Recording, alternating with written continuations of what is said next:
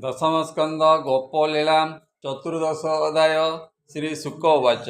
ए अघासुरर नाश शुणी आनंद मने नृपमणि हरिचरित गोचर देखी आनंद वेदवर सन्देह वाक्य शुणी राय नमहि शुक मुनि पाए हे मुनि तुम्बे पुण्य तेजा हरि विषय तोर चिंता ए मातांक आगे गोप सते कहले बरस कहते ए सर्प आंबकू गिलुला जोग श्रीकृष्ण रखिला एकथा सन्देह जे मते भमुनि न जाई परते बरस पुए थिले कहीं मोहिले बाबग्राही एकथा मते कह सत कहीं बंचिले बरसे तम ए जीवन सुख मोर तो वाणी शुणी हे बधुर क्षत्रिय वंशे मुहि जात धन्य जीवन पिता मात ए हरिचरित सुधा जल तो मुखु गलुची निर्मल जले धोई मोर चित्त मरणे होइली निश्चित शुणी परीक्ष वाणी कर्णे मुनि बसिले जोग ध्याने आनंदे पुलकित होई गोविंद पादे चित्त देई बेनीलोचनु बहे नीर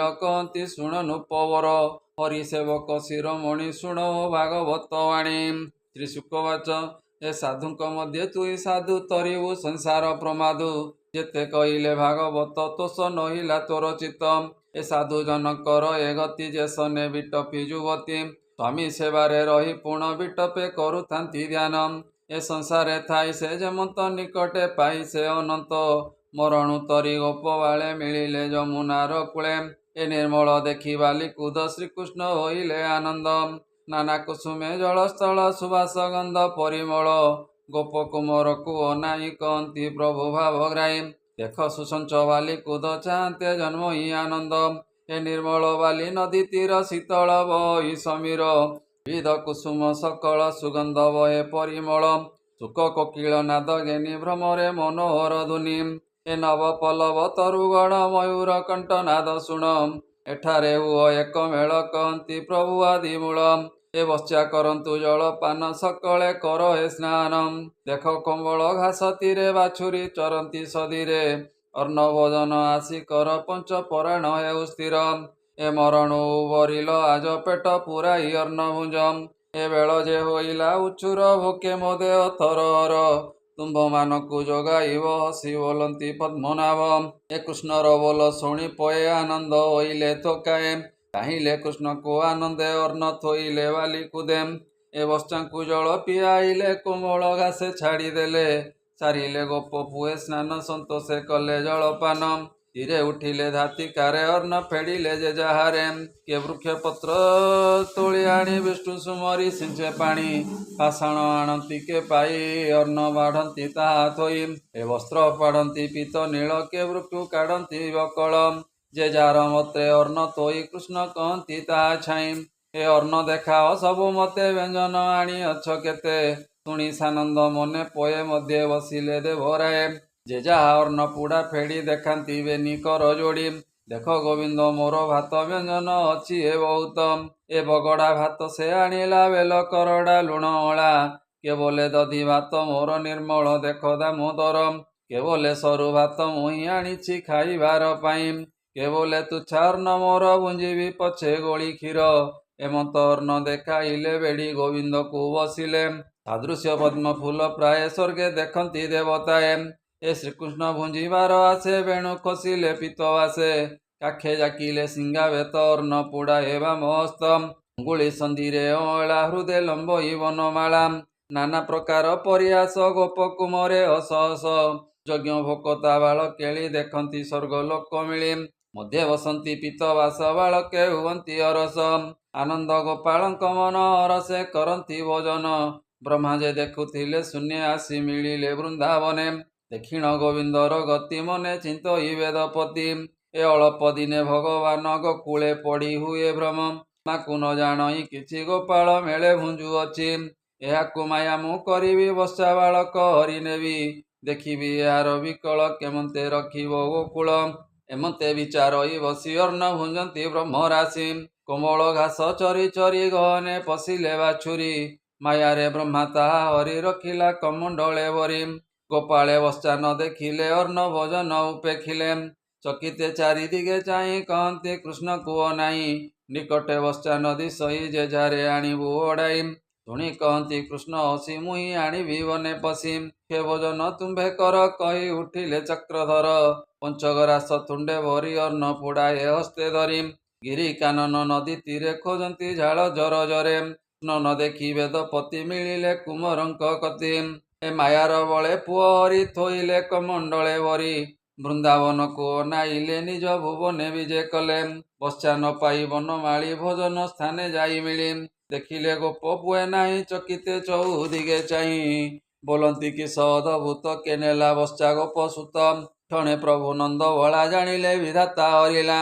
ଗୋପୀ ବ୍ରହ୍ମାଙ୍କ ତୋଷ ପାଇଁ ଚିତ୍ତେ ବିଚାରି ଭାବଗ୍ରାହୀ। ମାୟା ରଚିଲେ ନର ହରି ବଶ୍ୟା ବାଳକ ରୂପ ଧରି। ଯେତେ ବାଛୁରୀ ଗୋପ ପୁଏ ଜାତ ହୋଇଲେ କୃଷ୍ଣ ଦେ। ଯାହାର ଯେମନ୍ତ ସ୍ୱଭାବ ମାୟା ଭିଆଣ ପଦ୍ମନାଭ। ବିବିଧ ବର୍ଣ୍ଣେ କାଛା ପିନ୍ଧି ମୟୂର ପୁଚ୍ଛ ଶିରେ ବାନ୍ଧି। ଗୁଞ୍ଜରି ପାଠି ତାଳୁ ମୂଳେ ରତ୍ନ କୁଣ୍ଡଳ ଗଣ୍ଡ ସ୍ଥଳେ। ଏ ବଂଶୀ କୋଠ ଓ ସିଂହା ବେତ ଯାହାର ଯେମନ୍ତ ପ୍ରକୃତ। ଏକର ପଲ୍ଲବ ଶିଖା ଡାଳି କଣ୍ଠେ ମୁକୁତା ବିଧମାଳି। ଏ ବଚନ କହନ୍ତି ଯେମନ୍ତ ମଧ୍ୟ ବାମନ ଉଚ୍ଚ ସଞ୍ଚ। ଓଙ୍କାରୁ ଯେନେ ବେଦ କ୍ଷରି ସର୍ବସ୍ୱରୂପ ନର ହରି। ଏ ବେଳ ହୋଇଲା ଅବସାନ ଗୋପେ ମିଳିଲେ ଭଗବାନ।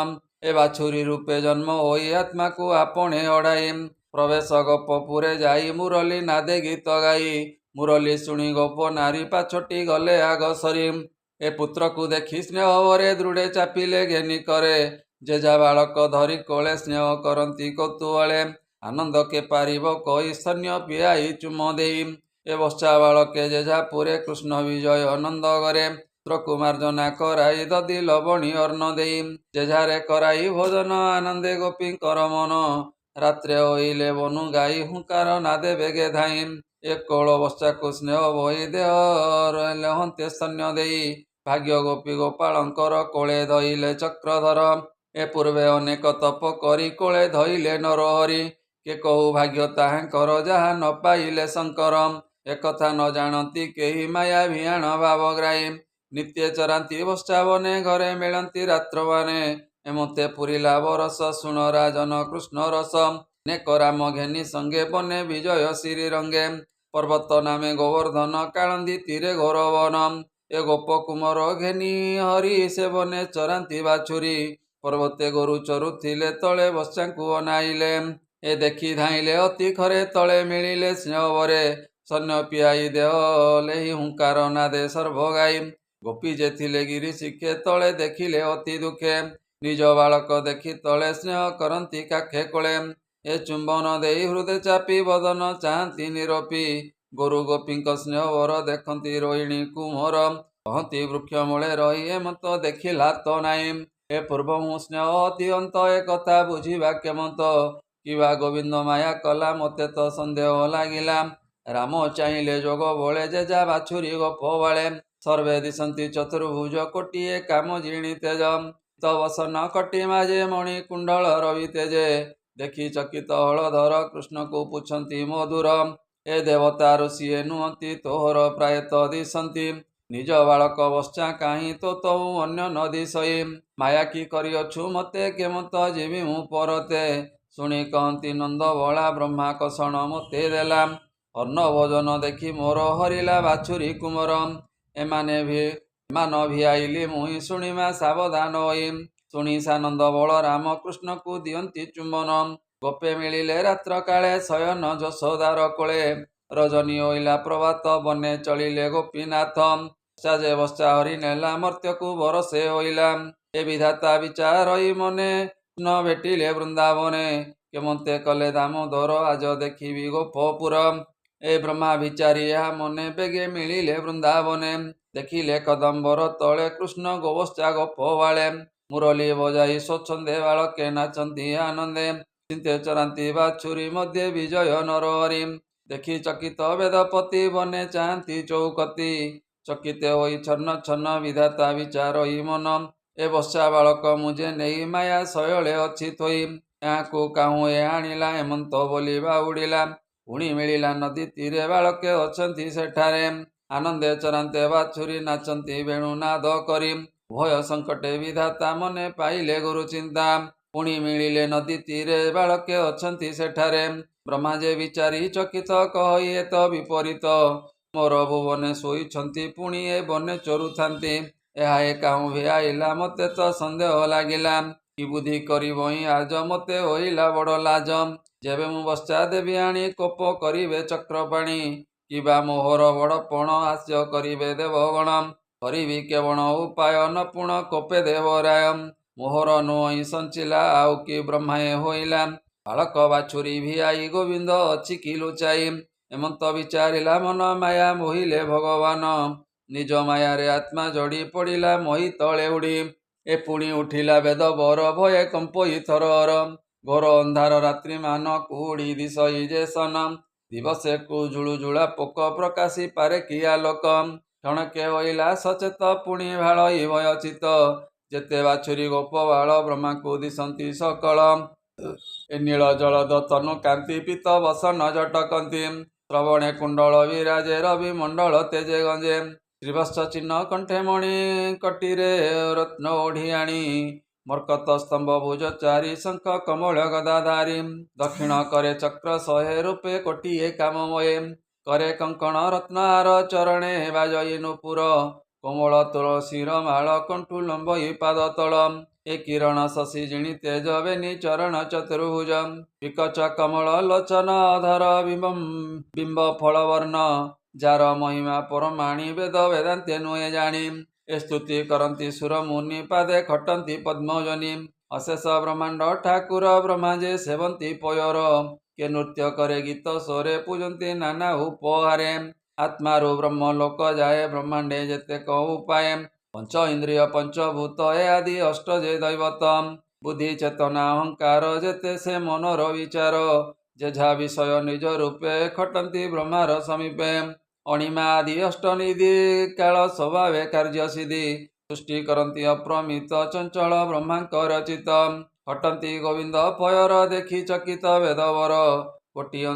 କୋଟି ଅନ୍ତରେ ତୁଲ୍ୟ ନୁହେଁ ସ୍ୱରୂପେ ବ୍ରହ୍ମାର ପରାଏ। ହେମନ୍ତ କୃଷ୍ଣ ମାୟା ଦେଖି ଭୟେ ବୁଝିଲେ ଅଷ୍ଟ ଆଖି। ଯେସନେ ଦେବୀ ପୂଜା ଆଗେ କାଷ୍ଠ ପିତୁଳି ଥାଇ ବିରଙ୍ଗେ। ତେସନେ ହୋଇ ବେଦ ବରଦ ରହିଲେ ଗୋବିନ୍ଦ ଛାମୁର। ଏ ବେଦେ ଗୋଚର ନୁହେଁ ଯେଉଁ ଏଡ଼େ ମହିମା ମହାବାହୁ। ପ୍ରମାଣ ନ ପାଇଲା ଅନ୍ତ ବ୍ରହ୍ମା ହୋଇଲେ ମୋହଗତ। କଣ୍ଠେ ହୋଇଲା ଆସି ପ୍ରାଣ ଜାଣିଲେ କମଳା ରମଣ। ବ୍ରହ୍ମାକୁ କୃଷ୍ଣ ଦୟା କଲେ ମାୟା ପଟଳକୁ ଭାଡ଼ିଲେ। ଜ୍ଞାନ ପାଇଲା ପ୍ରଜାପତି ଉଠି ଚାହିଁଲା ଚଉକତି। ଦେଖଇ ବୃନ୍ଦାବନ ଲାଗେ ଲକ୍ଷ୍ମୀ ବିଜୟେ ଚଉଦିଗେ। ଏ ବନ ଜନ୍ତୁଙ୍କ ହିଂସା ନାହିଁ ଚରନ୍ତି ମିତ୍ର ପ୍ରାୟ ହୋଇ। ଦେଖିଲେ କଦମ୍ବର ତଳେ କୃଷ୍ଣ ନାଚନ୍ତି କୌତୂହଳେ। ପୁଣି ଦେଖିଲା କେହି ନାହିଁ ଘଡ଼ିକେ ଚଉଦିଗ ଚାହିଁ। ସ୍ମୟ ହୋଇ ଛନ୍ନ ଛନ୍ନ ବିକଳେ ବୁଝିଲା ନୟନ।